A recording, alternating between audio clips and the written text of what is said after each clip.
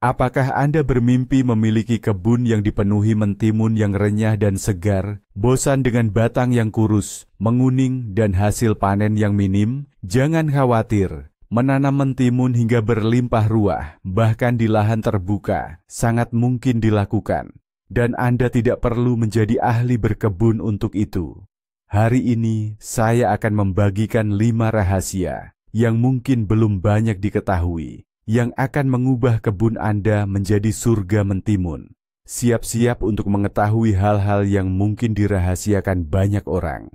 Mungkin setiap orang setidaknya pernah mencoba menanam mentimun. Terlihat mudah, tinggal tanam, siram, lalu tunggu hasilnya. Tapi seringkali hasilnya tidak sesuai harapan. Mentimun memang suka kehangatan, kelembaban, dan tanah yang subur. Itu adalah dasar yang sudah diketahui semua orang. Namun, mengapa ada yang panen melimpah ruah, sementara yang lain hanya mendapatkan beberapa buah yang kurang bagus dalam semusim? Rahasia utamanya ada pada detail kecil, dan detail-detail kecil inilah yang akan kita bahas sekarang. Mari kita mulai dengan rahasia yang paling mendasar, yaitu tanah. Kedengarannya biasa saja, ya? Semua orang tahu mentimun butuh tanah yang subur, tapi masalahnya bukan cuma soal seberapa kaya nutrisinya. Yang jauh lebih penting adalah strukturnya dan siapa saja penghuninya.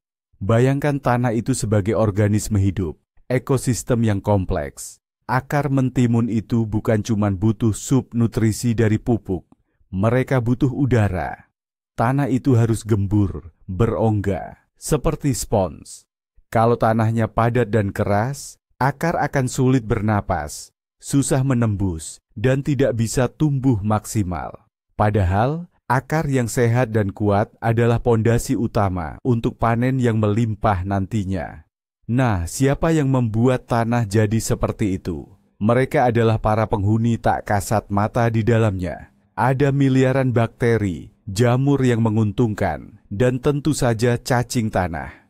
Mereka tidak hanya sekadar hidup di sana. Mereka bekerja untuk Anda. Mereka mengurai bahan organik, mengubahnya menjadi nutrisi yang mudah diserap tanaman. Cacing tanah menggemburkan tanah sambil membuat terowongan-terowongan kecil. Lubang-lubang ini ibarat jalan raya bagi udara dan air. Bagaimana cara menciptakan tanah ideal seperti itu untuk mentimun Anda?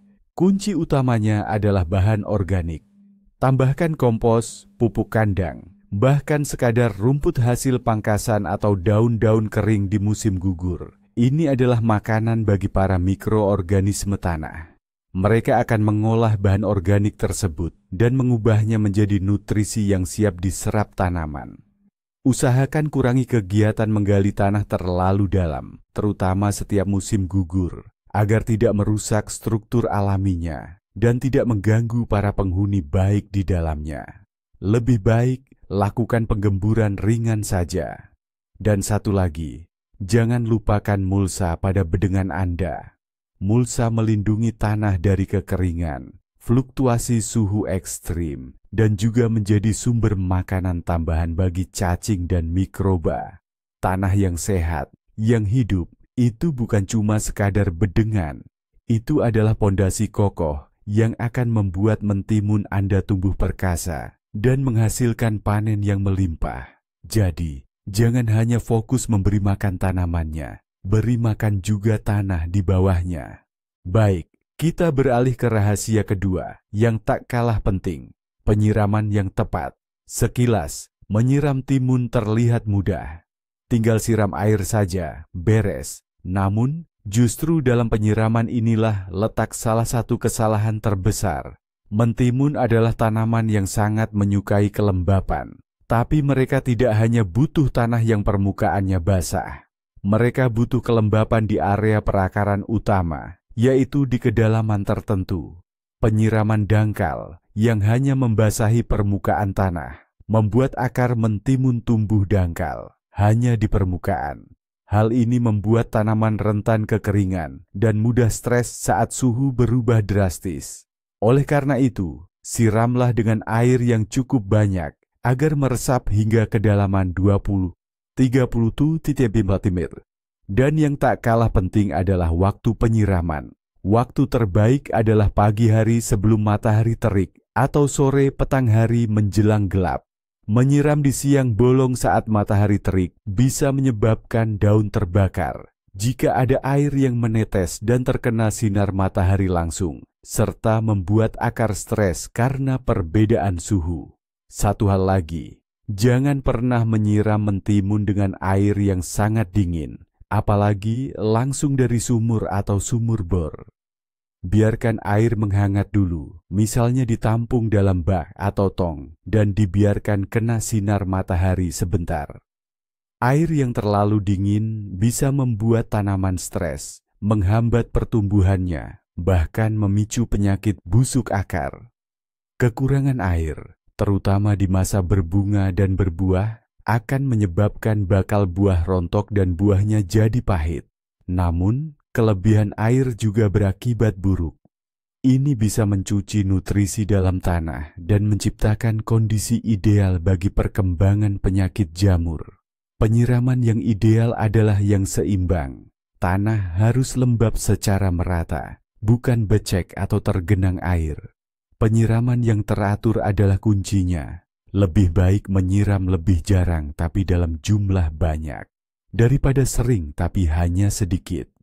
Ingatlah, akar suka kelembapan yang meresap dalam, sementara daun suka kondisi kering.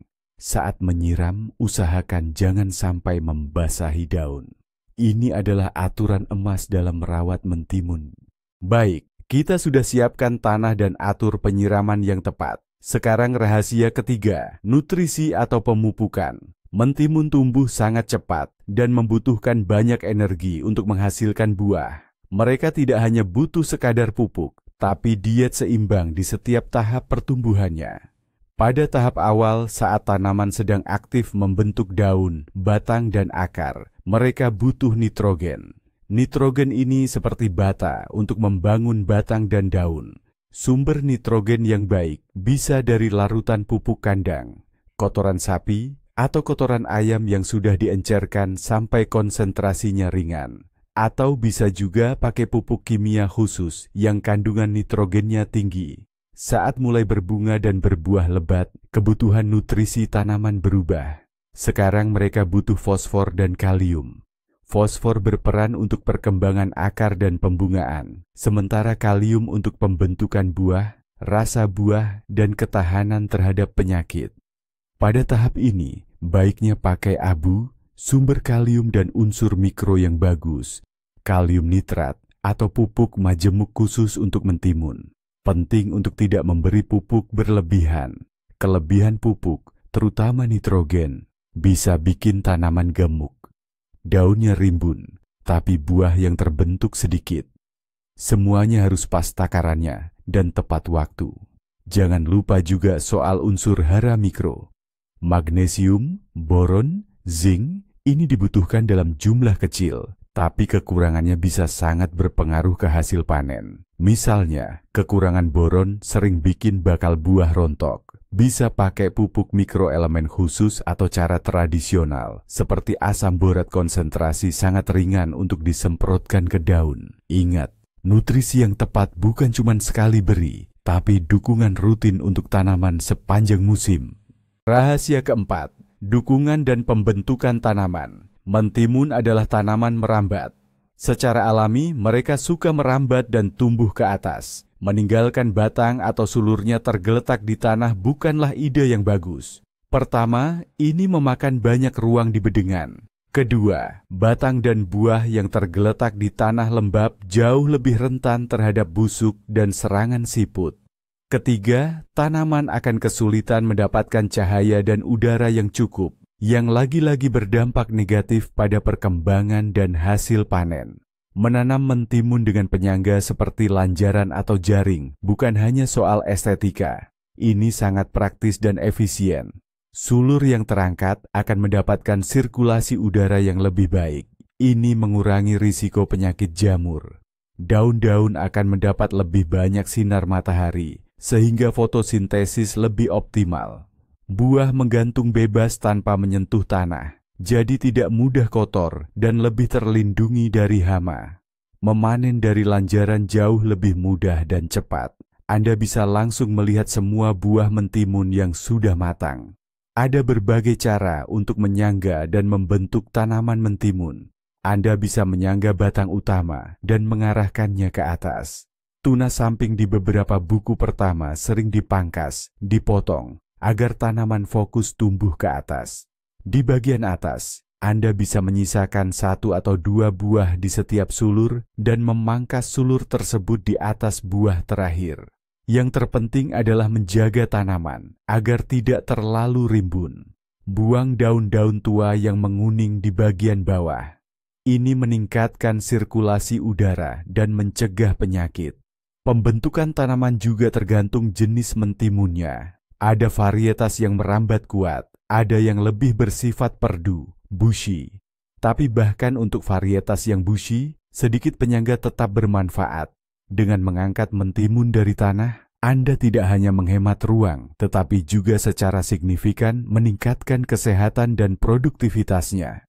Dan yang kelima, tak kalah penting, adalah rahasia perlindungan cerdas. Bukan rahasia lagi, mentimun rentan terserang hama dan penyakit. Tungau laba-laba, kutu daun, embun tepung, powdery mildew, dan downy mildew adalah daftar serangan yang cukup banyak. Seringkali, pekebun baru menggunakan obat kimia saat masalah sudah parah. Padahal, jauh lebih efektif dan aman untuk bertindak preventif. Langkah pertama menuju tanaman sehat adalah pencegahan. Memilih varietas yang tahan penyakit sangat penting. Selalu baca deskripsi pada kemasan benih. Rotasi tanaman juga krusial. Jangan menanam mentimun di lokasi yang sama berulang kali setiap tahun, karena ini akan menguras nutrisi tanah dan menumpuk patogen penyakit. Membersihkan sisa-sisa tanaman setelah panen membantu memusnahkan hama dan spora jamur yang mungkin bertahan. Tapi bagaimana jika masalah tetap muncul? Jangan terburu-buru memakai kimia. Pada tahap awal, cara alami dan biopestisida seringkali cukup membantu. Misalnya, rebusan bawang putih atau kulit bawang merah untuk mengatasi kutu daun. Larutan soda kue atau air dadih untuk embun tepung. Untuk tungau, rendaman daun dandelion atau chamomile efektif. Ada juga serangga bermanfaat, seperti kumbang koksi yang memakan kutu daun. Menarik mereka ke kebun bisa menjadi bagian dari strategi perlindungan Anda. Pemeriksaan tanaman secara rutin membantu mendeteksi masalah sejak dini. Semakin cepat Anda bertindak, semakin mudah mengatasinya. Tanaman yang sehat dengan imunitas kuat, yang mendapat nutrisi dan penyiraman yang baik, jauh lebih tahan terhadap serangan. Jadi, semua rahasia kita sebelumnya juga berkontribusi pada poin kelima ini. Perlindungan cerdas bukan hanya soal menyemprot, tapi pendekatan komprehensif untuk menjaga kesehatan kebun Anda. Tapi, di antara semua rahasia ini, mana yang paling utama? Atau mungkin kekuatannya justru ada pada kombinasi? Nah, disinilah letak puncaknya. Kejutan terbesarnya adalah hasil panen maksimal tidak datang dari usaha tunggal, melainkan dari sinergi 3 poin pertama. Tanah ideal, penyiraman terencana, dan nutrisi yang tepat di tahap awal. Pondasi kuat yang dibangun di awal masa pertumbuhan inilah yang menjamin tanaman bisa menghasilkan buah yang sangat banyak di kemudian hari. Jika Anda melewatkan momen penting di awal ini, akan jauh lebih sulit untuk mengejarnya nanti. Bahkan jika Anda menyiram dan memberi pupuk dengan sempurna. Intinya, Anda tidak hanya memberi makan tanaman, tapi juga tanah yang pada gilirannya akan memberi makan tanaman. Ini adalah siklus kelimpahan yang harus dimulai dengan benar. Nah, itulah kelima rahasianya. Terapkan ini, dan Anda akan lihat perubahannya pada hasil panen Anda. Terima kasih sudah menonton sampai habis. Kalau Anda suka video ini dan ingin melihat lebih banyak tips bermanfaat, jangan lupa subscribe channel ini dan beri like. Ya, saya akan sangat senang. Nah, rahasia mana yang paling mengejutkan buat Anda? Atau Anda punya cara jitu sendiri untuk mendapatkan panen mentimun yang melimpah? Tulis di kolom komentar. Ya!